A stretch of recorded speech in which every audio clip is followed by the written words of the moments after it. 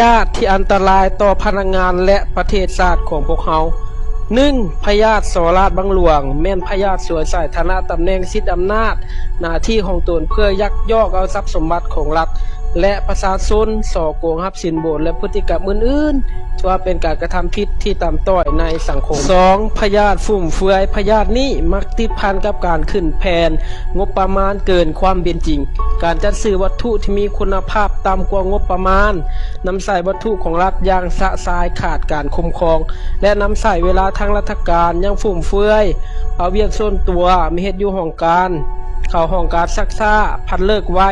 ยามใดก็โทรครอบลาพักนอกจากนั้นพยานฟุ่มเฟือยมากเกิดขึ้นกับแผนการดำรงชีวิตอีกอย่างหลวงหลาย 3. พยาธิอาชญาสิทธิ์รัฐกรที่มีเชื้อพยาธินี้มักจะสวยใส่ตำแหน่งหน้าที่เอาคำสั่งที่บ่นอนในแผนการ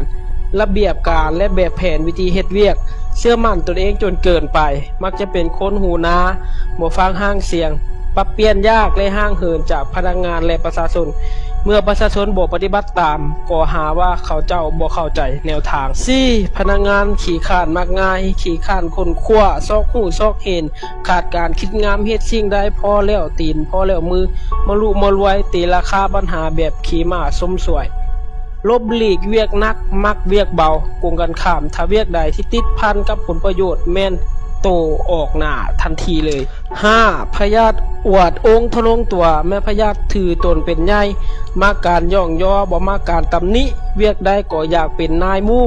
ผู้อื่นเฮ็ดสำเร็จพัดออกหน้าอ้างว่าผลประโยชน์ของตัวเองบ่มาค้ำเฮียนกับมหาชนอันใดก็ว่าโตหูหมดแล้ว 6. พยาธิมักใหญ่ไฟสูงผู้ที่ตกในพยาธินี้ถือตนว่าเป็นผู้ที่ยิ่งใหญ่มักฐานะยศศักดิ์ศรีให้มาตรฐานมักแต่เป็นประธานหรือนอนในคณะกรรมการเวียกบ่พอเฮ็ดพัดไปเฮ็ดเวียกถึกตำหนิแนวคิดพัดโคนแคนวันไหวหูจักแต่ขึ้นบ่หูจักลง 7. พยาธิขาดระเบียบวินัยมีแนวคิดแบบส่วนตัวสูงเกินไปบ่ฮู้กาลเทศะบ่ฮู้ที่ต่ำที่สูงซีรีบี้หัวมักแนวใดก็เฮ็ดแนวนั้นและมักจะฝืนระเบียบการและกฎประเพณี 8. พยาธิแนวคิดขับแค้นมักอยู่แบบโดดเดี่ยวถือโตเป็นใหญ่บ่รับเอาแนวคิดของผู้อื่นบ่กล้าสร้างคนเพราะย่านผู้อื่นลื่นโต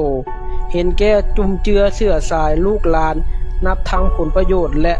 การซับซ้อนตำแหน่งเวียกงาน 9. พยาธิแนวคิดท้องถิ่นพยาธินี้ก็บ่ขี้หาจากพยาธิอื่นๆแต่ก็เป็นอันตรายคือกันพยาธิแนวคิดท้องถิ่นจะเห็นแต่ความรับผิดชอบและผลประโยชน์ภายในสำนักงานองค์การของตนบ่สนบ่ยุ่งของเขตอื่นและหักฐานอื่นๆห่างเหินจากมหาชนและบ่เห็นผลประโยชน์ของคนส่วนใหญ่ 10. พยาธิลูกแข้งเลียขาผู้ติดพยาธินี้มักแสดงอาการต่อผู้เป็นหัวหน้าเช่นอันใดก็ว่าตนฮู้อันใดก็ว่าตนเฮ็ดได้ผลงานของคนอื่นก็ว่าเป็นผลงานของตนมักใส่ห้ายแถมน้อยแถมใหญ่ใส่ผู้อื่นข่มเพิ่นย่อตนและจะมีของฝากของต้อนที่บ่ฮู้กาลเทศะเพื่อเรียกร้องความเห็นอกเห็นใจจากผู้เป็นหัวหน้าถ้าหากว่าคลิปนี้มีประโยชน์มีสาระก็อย่าลืมกดไลค์